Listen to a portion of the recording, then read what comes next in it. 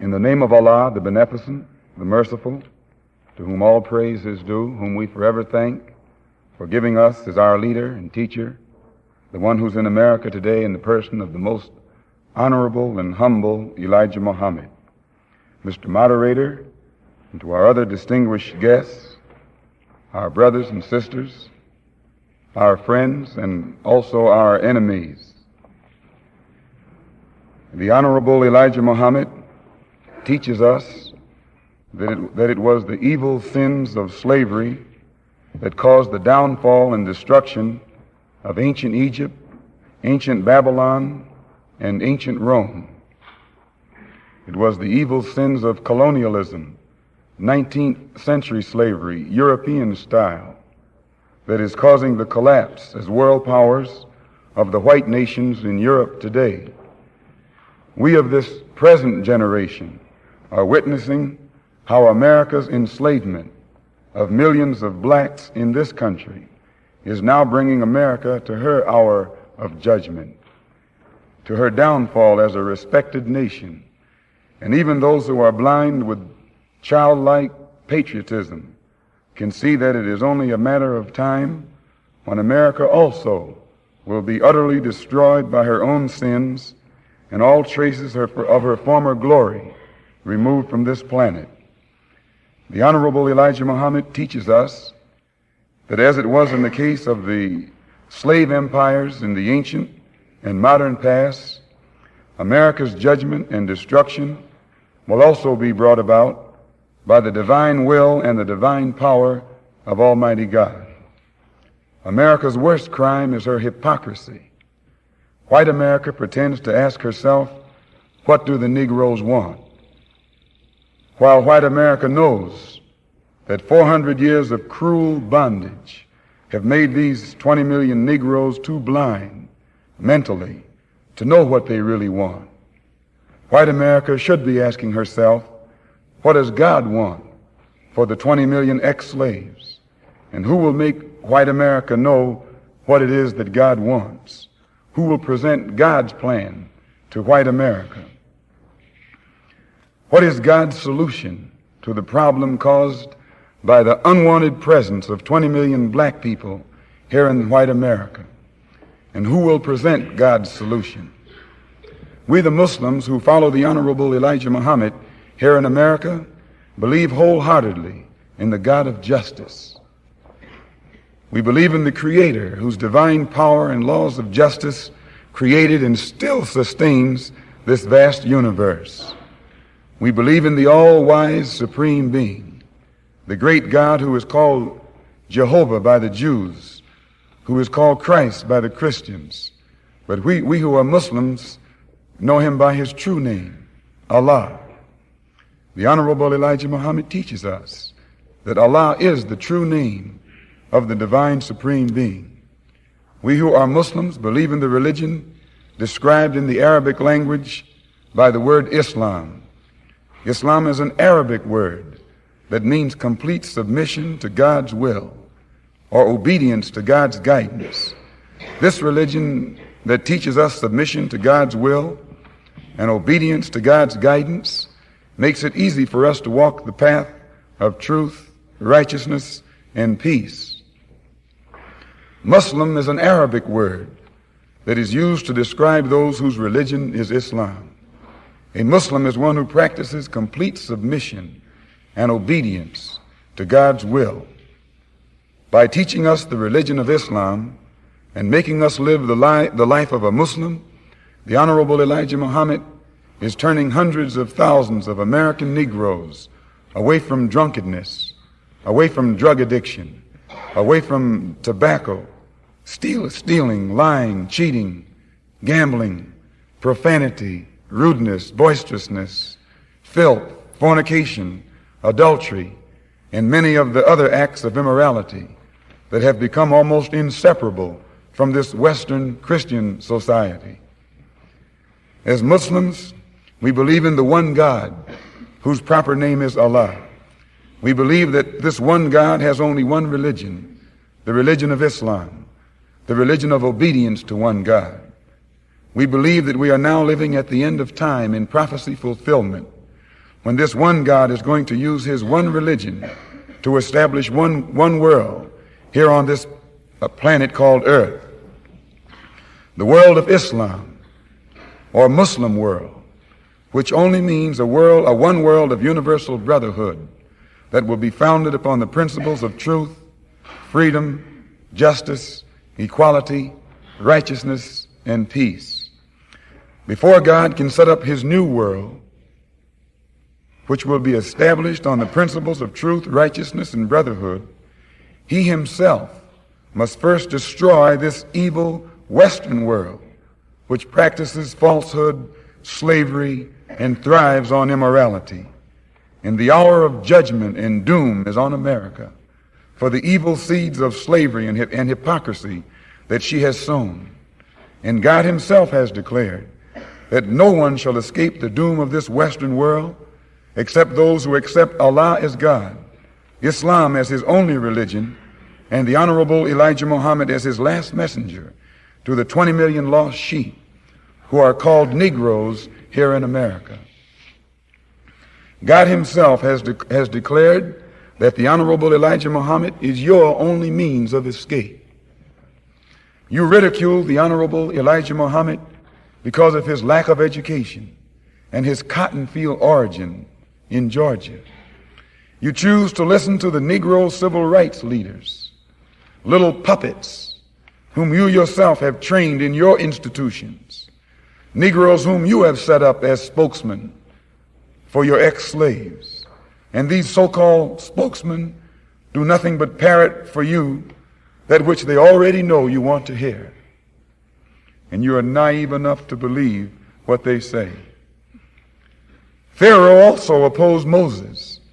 Pharaoh hired his trained magicians to deceive the slaves into thinking that Moses was a hate teacher, an extremist who was advocating some kind of racial supremacy, simply because Moses was trying to restore into his own people their lost culture, their lost identity, their lost racial dignity, the same as the Honorable Elijah Muhammad is trying to do among the Negro ex-slaves in this modern house of bondage today.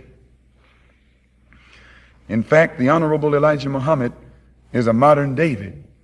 And like ancient David, the Honorable Elijah Muhammad has refused the carnal weapons of this wicked world, and armed only with a slingshot and stones of truth, the Honorable Elijah Muhammad is battering the head of this modern Goliath, giant America, with a doctrine that no helmet of falsehood can withstand.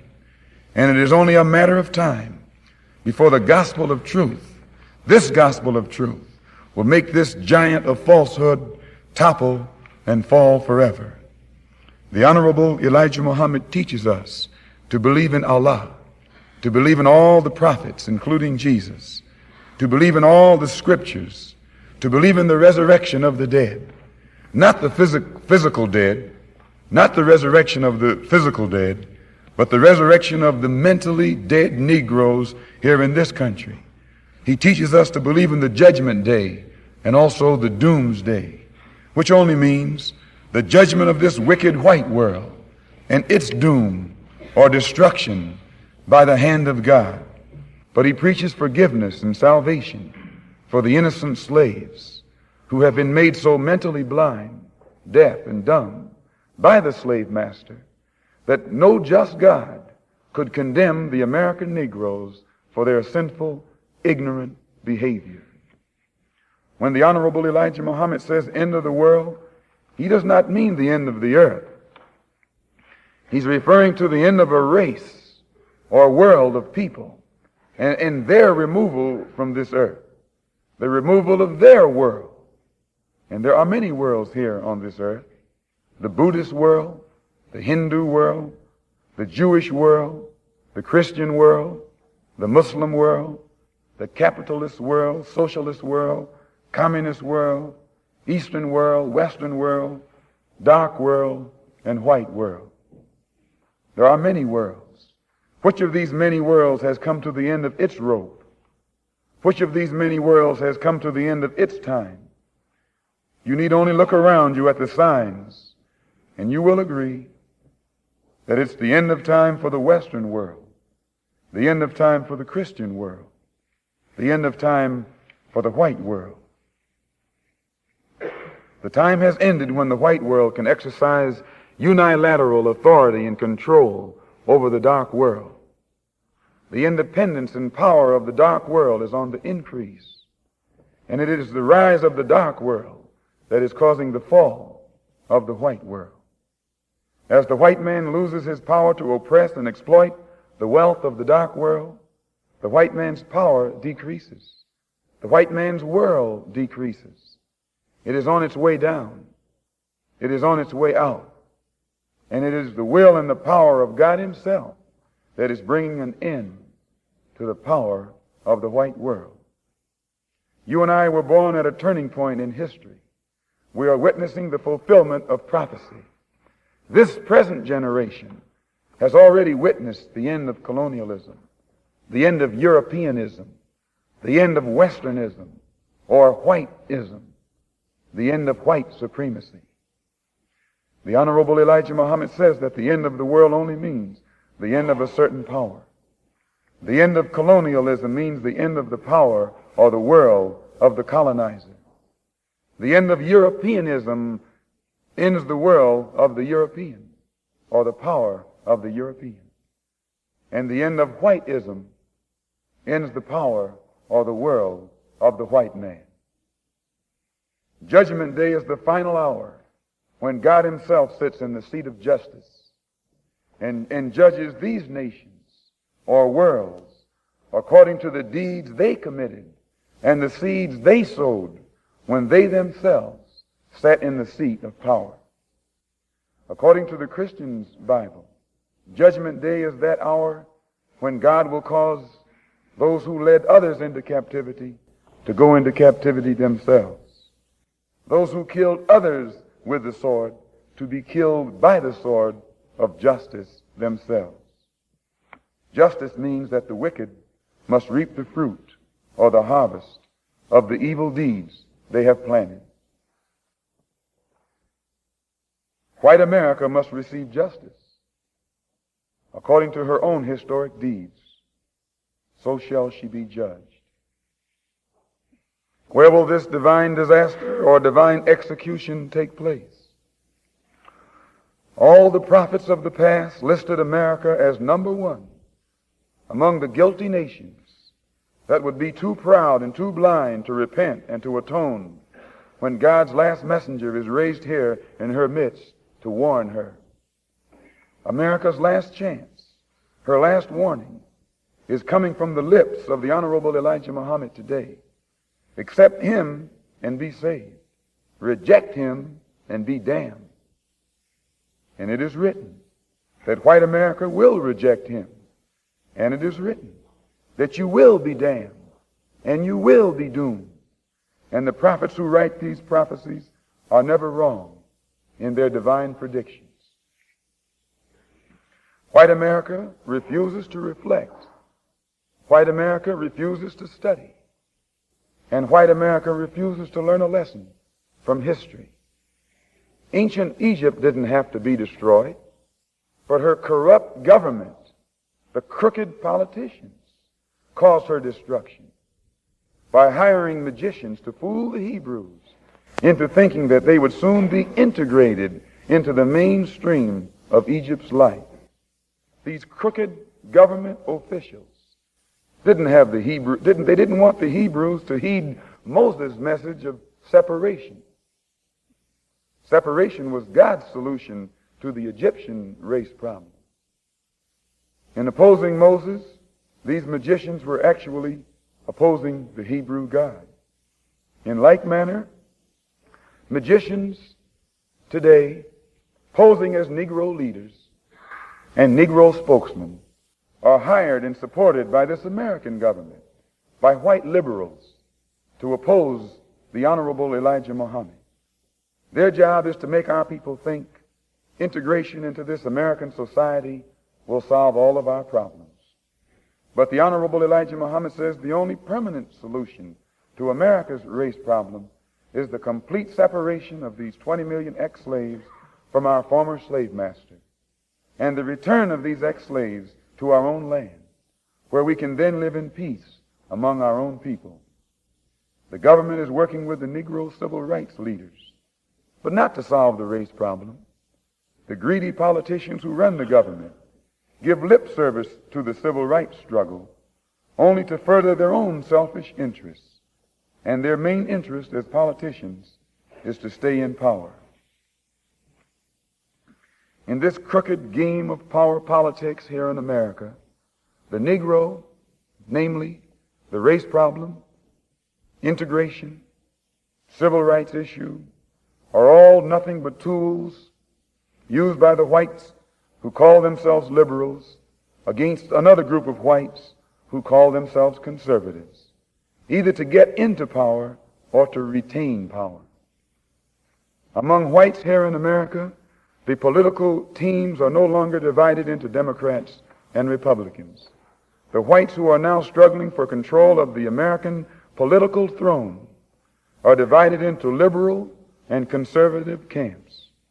The white liberals from both parties cross party lines to work together toward the same goal, and white conservatives from both parties do likewise. The white liberal differs from the white conservative only in one way. The liberal is more deceitful, more hypocritical than the conservative. Both want power, but the white liberal is the one who has perfected the art of posing as the Negro's friend and benefactor. And by winning the friendship and support of the Negro, the white liberal is able to use the Negro as a pawn or a weapon in this political football game that is constantly raging between the white liberals and the white conservatives. The American Negro is nothing but a political football, and the white liberals control this ball through tricks or tokenism, false promises of integration and civil rights. In this game of deceiving and using the American Negro, the white liberals have complete cooperation of the Negro civil rights leader, who sell our people out for a few crumbs of token recognition, token gains, token progress. In the New York Tribune, in an editorial dated February the 5th, 1960, they pointed out that out of 11 million qualified Negro voters, only 2,700,000 actually take time to vote. This means that, roughly speaking, only 3 million out of the 11 million Negroes who are qualified to vote take an active part, and the remaining 8 million remain voluntarily inactive. And yet it is this small minority, the 3 million Negro voters, who help determine who will be the next president.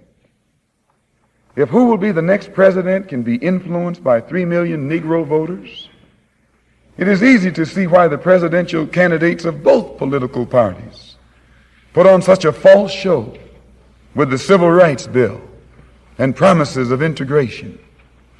They must impress the 3 million voting Negroes who are the actual integration seekers. And if so much fuss is made over these 3 million integration seekers, what would the presidential candidates have to do to appease the 8 million non-voting Negroes if they ever decided to become politically active? They hold the balance of power. Who are the 8 million non-voting Negroes? What do they want? And why don't they vote? The 3 million Negro voters are the so-called middle-class Negroes, or high-class Negroes, or uppity Negroes, who are referred to by the late Howard University sociology professor E. Franklin Frazier as the black bourgeoisie, who have been educated to think as patriotic individualists with no racial pride whatsoever, who believe in and look forward to the future integrated, intermarried society that is constantly being promised to them by the Negro politician. And therefore, This integration-minded 3 million minority remain an active part of the white-controlled political parties. But it must never be overlooked that these 3 million Negro integration seekers are only a small minority of the 11 million qualified Negro voters. The 8 million non-voting Negroes are the majority, the downtrodden black masses. They have refused to vote. They have refused to take a part in politics because they reject the Uncle Tom approach of the clergy politician leadership that has been handpicked for the so-called Negroes by the white man himself. This clergy politician leadership does not speak for the Negro majority. They don't speak for the black masses. They speak for the black bourgeoisie, the brainwashed, white-minded, middle-class minority, who, because they are ashamed of their race, because they are ashamed of being black and don't want to be identified with black, they are seeking to lose this black identity by mixing and mingling and intermarrying and integrating with the white society. The race problem cannot be solved by listening to the white-minded, brainwashed minority. The white man must try to learn what the black majority wants. The president would be wise to try and learn what the black masses want. And the only way to find this out is by listening to the man who speaks for the black masses. And I can declare to you tonight and to the entire world that the man here in America who speaks for the majority, the downtrodden, dissatisfied black masses, is this same man who so many thousands of our people are flocking toward to see and hear. This same Mr. Muhammad who is labeled by you as a black supremacist and as a racist and as an extremist. If the 3 million middle-class Negroes are casting their ballots for integration and intermarriage, what do the non-voting black masses who are in the majority want? Find out what the black masses want, and then perhaps America's grave race problem can be solved. Think how the present president got into his office by only a scant margin. And how many governors do you know who hold their political seat, some by less than 10,000 votes? You have a good example of that right here in your own state house. Then you can better understand the importance the white liberals place upon their control of the block voting Negro minority. These white liberals are the ones who hate and oppose the Honorable Elijah Muhammad the most. They're hypocrites. They know that their present position in the power structure stems only from their ability to deceive and exploit the Negro, economically as well as politically. They also know that the Honorable Elijah Muhammad's divine message will make the Negro wake up and make the Negro clean up and make the Negro stand up. And they know that once the Honorable Elijah Muhammad is able to resurrect the Negro from his mental grave of ignorance by teaching him the truth about himself and the truth about his enemy, the Negro will then be able to see for himself and think for himself and speak for himself. Once the Negro is exposed to the Honorable Elijah Muhammad's divine message, he will no longer allow himself to be used by white liberals as a blind and helpless football in the white man's crooked game of power politics. Let us take a quick examination of some of the methods, the strategy employed by white liberals to harness and exploit the political potential energies of the so-called Negro in America. The crooked politicians in Washington, D.C. always make a big noise over the proposed civil rights legislation by blowing up the civil rights issue. This lends stature to the Negro civil rights leaders.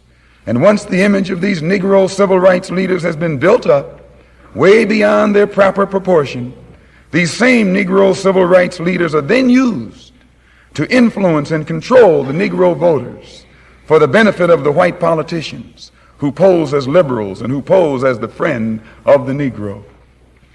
The white liberals control the Negroes and the Negro vote by controlling the Negro civil rights leaders. As long as they control the Negro civil rights leaders, they can also control and contain the Negro's struggle. They can control the Negro's so-called revolt. And I must point out right here, there's no such thing as a Negro revolution. There's a black revolution, but not a Negro revolution. Who ever heard of a nonviolent revolution? Who ever heard of a peaceful revolution? Who ever heard of revolutionaries standing up like chumps with locked arms singing, "We shall overcome"?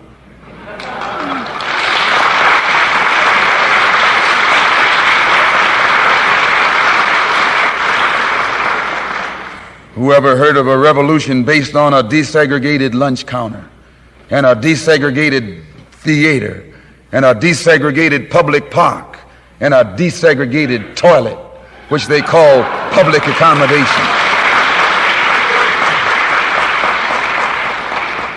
Revolutions are based on land, and they are brought about by the landless against the landlord. The Negro Revolution is controlled by white liberals. That's the Negro Revolution is controlled by white liberals. It's controlled by the government. But the Black Revolution is controlled by God. Here in America, the Black Revolution is best seen in the teachings and the accomplishments of the Honorable Elijah Muhammad and the Muslims who follow him. America is the last stronghold of white supremacy. And the Black Revolution, not the Negro Revolution, the Black Revolution is international in nature, and it's international in scope, and it is sweeping down upon America like a raging forest fire. And it is only a matter of time before America will be engulfed by these black flames, these black firebrands. Whenever an uncontrollable forest fire is roaring down upon the forest, upon the farmhouse, the only way the farmer can fight that forest fire is by building a backfire, a fire that he himself can control. And he then uses this controlled fire to fight the fire that is raging beyond his control. Here in America, the Black Revolution, that uncontrollable forest fire, is represented by the teachings and the works of the Honorable Elijah Muhammad. This man of God cannot be controlled in any way by the white man. And he will not compromise in any way with the wrongs that this government has inflicted upon our people. The Negro revolt is a backfire. It's controlled by the white man. The Negro revolt is controlled by the government.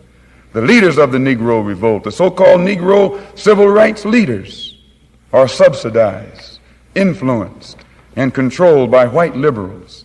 And all of the demonstrations that are taking place in this country for desegregated lunch counters, theaters, public toilets, are just artificial fires that have been instigated by white liberals and is being called the Negro Revolt in hope that they can use it to fight off the real Black Revolution that has already swept through Asia and swept through Africa and is getting started in Latin America and is now manifesting itself here in this country. Can we prove what we say? Can we prove that the Negro Revolt is controlled by white liberals? Yes. Right after the Birmingham explosion, right after the police dogs, the police clubs, and the fire hoses last May, the New York Times on May the 15th, on page 26, reported President Kennedy and his brother Robert Kennedy, two gentlemen whom I'm certain all of you are familiar, after a luncheon with several newspaper editors from the state of Alabama, some of their Democratic colleagues, or I should say Democrat colleagues, the Times reported the president as warning these editors that they must give at least some token gains to the moderate Negro leaders in order to enhance the image of these moderate Negro leaders in the eyesight of the black masses. Otherwise, he warned, the masses of Negroes might turn to the direction of Negro extremists. And he named the black Muslims as being foremost among these Negro extremists. So he tried to get them to build up the image of the moderate Negro leader, what he called or termed the responsible Negro leader. And whenever you hear a white man refer to a Negro leader as a responsible Negro leader, he means a Negro leader who's responsible to him. That's right.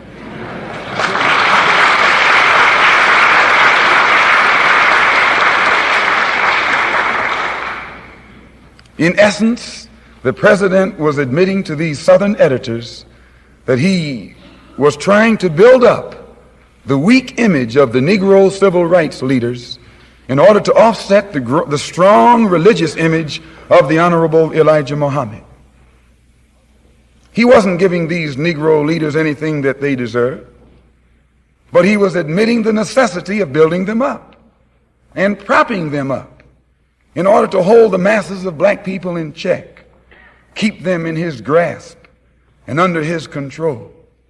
The president knew that once the Negroes follow the Honorable Elijah Muhammad, once they're exposed to his doctrine, the white liberal can never influence Negroes or control those Negroes or use those Negroes for the political benefit of white liberals any longer. Dr. Martin Luther King's image had been shattered the previous year when he failed to bring about desegregation in Albany, Georgia. The other Negro civil rights leaders had also become fallen idols. The masses of black people across the country at the local level had begun to lead themselves and to take their cases to the streets on their own. The government in Washington knew that something had to be done to get the Negroes back into the corral, back under the control of the white liberal.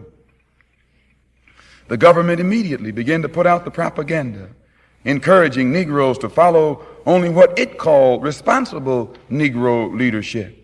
And as I said, by responsible Negro leaders, the government actually meant Negro leaders who were responsible to the government and who could therefore be controlled by the government. The government knows that Mr. Muhammad is responsible only to God and can be controlled only by God.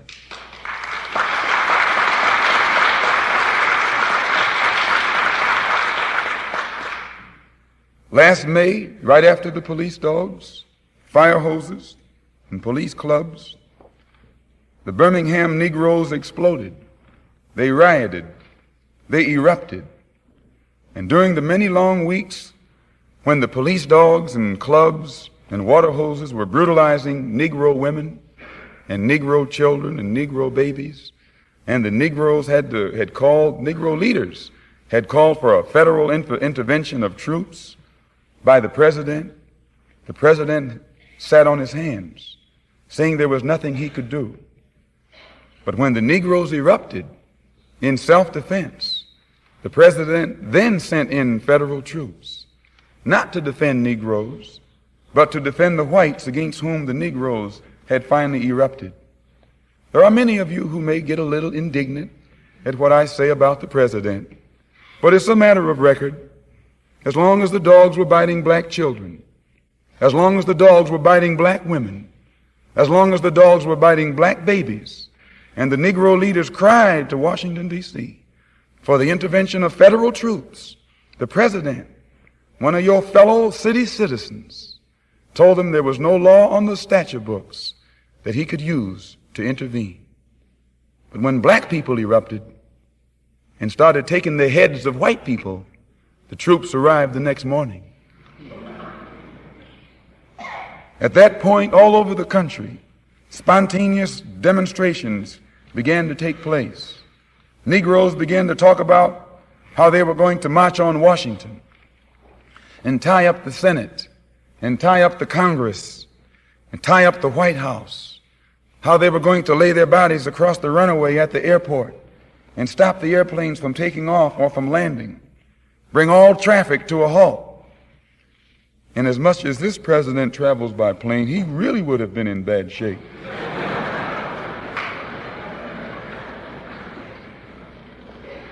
This frightened the government. It frightened the white power structure in Washington, D.C. The president called in the Negro civil rights leaders and told them to bring this thing to a stop. They had gone far enough. They were deviating from the script. But the Negro civil rights leaders told the president they couldn't stop it because they didn't start it. They couldn't bring it to a halt. They weren't even leading it. It's spontaneous. It's at the grassroots level. It's in the hands of the masses. It's in the streets. It has no leadership whatsoever. That was why it was so militant. When the president saw that he couldn't stop it, he joined it. He endorsed it. He welcomed it. He became a part of it. And it was he who put the 6 Negro civil rights leaders at the head of it. It was he who made them the Big Six. How did he do it? How did he gain control of the March on Washington? A study of his strategy will give you a glimpse of the political genius of the family that now rules the country from the White House and how they used the Negro to do it. The president endorsed the march. That should have been the tip-off. A few days after he endorsed it, in New York City, at the Carlisle Hotel, a hotel which I think if you investigate you'll find belongs to that illustrious family, a philanthropic society called the Taconic Foundation, headed by a white man, a white liberal named Stephen Currier, called a meeting of the 6 civil rights leaders in an effort to bring about unity of action and unity of purpose among all the civil rights groups. These 6 civil rights groups were shown how they were destroying themselves by divisions and by attacks upon each other. And it was suggested that since most of their divisions stemmed from their competition for funds from white liberals, they should unite their fundraising efforts. If you check the paper, you'll find that right after the Birmingham explosion, Martin Luther King began to run all over the country participating in fundraising rallies. And Roy Wilkins accused him of starting trouble and expecting the NAACP to get him out and pay the bills while they run all over the country and took all the money. And it caused a lot of friction. So this white liberal, they knew it. And they brought these 6 Negro leaders together and talked to them, told them, don't rock the boat. They formed the Council for United Civil Rights Leadership for fundraising purposes. They chose as chairman of this council the Urban League's Whitney Young and Stephen Currier, the white liberal, as co-chairman. It took this white liberal to bring all the 6 Negro civil rights groups together. It took this white liberal to unite these 6 into one group. And then he let them select their own chairman, but he himself became co-chairman, which placed him and the Taconic Foundation in position to exercise influence and control over the civil rights leaders, and through them, control over the entire Negro civil rights movement, plus the March on Washington. According to the New York Times, dated August 4th, 1963, $800,000 was split up between these 6 Negro civil rights organizations on June the 19th. And another $700,000 was promised after the march. Public relations experts were made available to them immediately. They were given access to the news media across the country, and the press immediately began to project the Big Six as the leaders of the March on Washington. As soon as they became looked upon in the public eye as being in control of the march, as being leaders of the march, as being the organizers of the march, and inseparable from the march image, their next step was to invite 4 white liberals to become a part of the Godhead, or group of leaders who would ultimately okay all plans and therefore thereby completely control the march. These 4 white liberals, Walter Reuther, a Jewish rabbi, a priest, and a pastor from Protestants,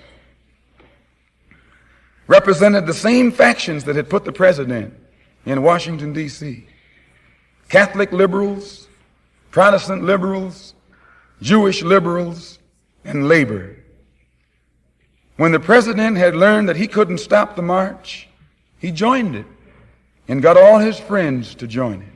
This is the way the white liberals took over the March on Washington. This is the way they weakened its impact and changed its course. By changing the participants, by changing the contents, they were able to change the very nature of the march itself. An example, if I have a cup of coffee that's too strong for me because it's too black, I weaken it by pouring cream into it. I integrate it with cream.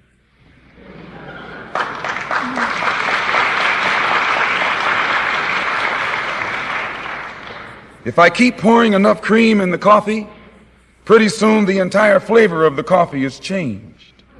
The nature of the coffee is changed. And if enough cream is poured in, eventually you don't even know that I have coffee in my cup. This is what happened with the March on Washington. They didn't integrate it. They infiltrated it.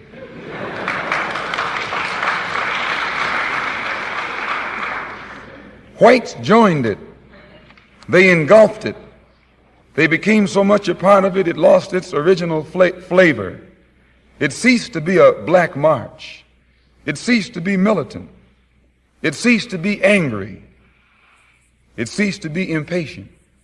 In fact, it ceased to be a march. It became a farce. It became a picnic, an outing with a festive circus-like atmosphere, with clowns and all. The government had learned that most of these demonstrations where black people predominate are very militant and oftentimes lead to violence. But to the same degree that whites participate, violence most times is decreased. I watched a white clergyman on the TV news in New York when the Negroes were picketing the Downstate Medical Center in Brooklyn. I think the man's name was Potter or Cooper or something, I forget. He's somehow up official in one of these Protestant churches. And they asked him why he was out there picketing, a white man. And he told them on the news, I just came back from Washington talking with the Attorney General. And he told me that their statistics had shown that wherever these demonstrations take place and they're predominantly black, they're too militant and too prone toward violence.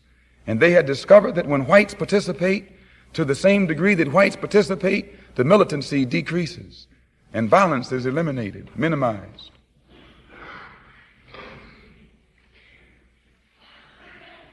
So when these whites join these Negroes and they're demonstrating, there's 2 different motives. The Negroes are demonstrating for freedom, but the whites are out there demonstrating to keep the Negroes from getting too far out of line. The government found out that this is the only way black people could be held in check. The government told the marchers on Washington what time to arrive in Washington, where to arrive, and when to arrive. Then the government channeled them from the arrival point to the feet of a dead president named Washington and let them march from there to the feet of another dead president named Lincoln.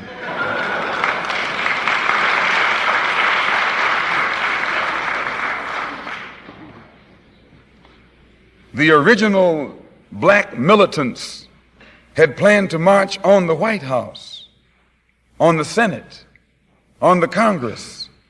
But the shrewd politicians in Washington, D.C., realizing that these black militants could not be stopped, joined them And thereby, these white liberals were able to lead them away from the White House, away from the Capitol, away from the Senate, and away from the Congress, and away from victory, by keeping them marching between the Washington Monument and the Lincoln Monument, marching between the feet of two dead men. The march was controlled by the president. The government told the marchers what signs to carry, what songs to sing, what speeches they could make and what speeches they could not make. And then the government told them to be sure and get out of town by sundown.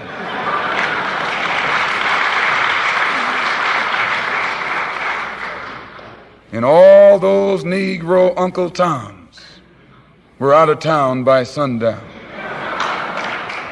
One of the 6 Negro leaders, John Lewis, chairman of the Student Nonviolent Coordinating Committee, was stopped from making a militant speech. The speech was censored by the Reverend Patrick O'Boyle, the Catholic Archbishop of Washington, D.C. Catholic clergyman doesn't speak on his own. He doesn't have that latitude. When he opens up his mouth, that's the church speaking. This was a case in which the Catholic Church itself, for whom Reverend O'Boyle speaks, put itself in a position of censoring one of the 6 Negro civil rights leaders. This shows John F. Kennedy's shrewd strategy. In fact, that's what that F stands for, the fox.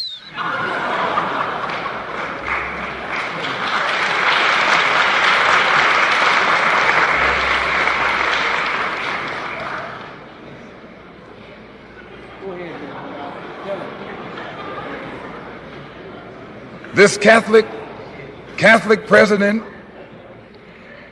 placed the Catholic bishop in a position to exercise censorship over any one of the 6 Negro civil rights leaders who tried to deviate from the script in that great performance or show that the government itself had controlled from the very beginning.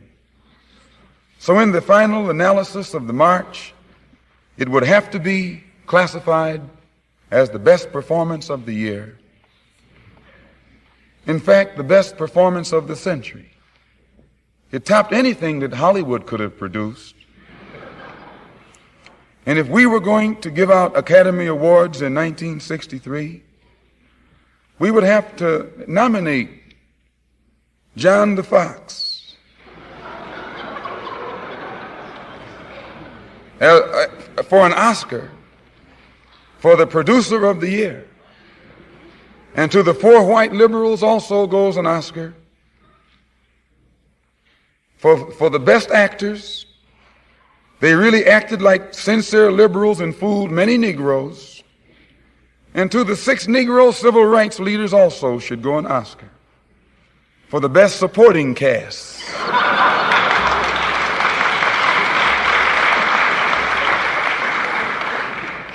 They lent their support to what they knew was nothing but an act, nothing but a show, nothing but a farce.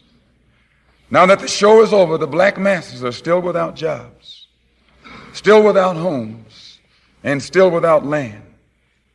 Their Christian churches are being bombed. Their little girls are being murdered. What did the march accomplish?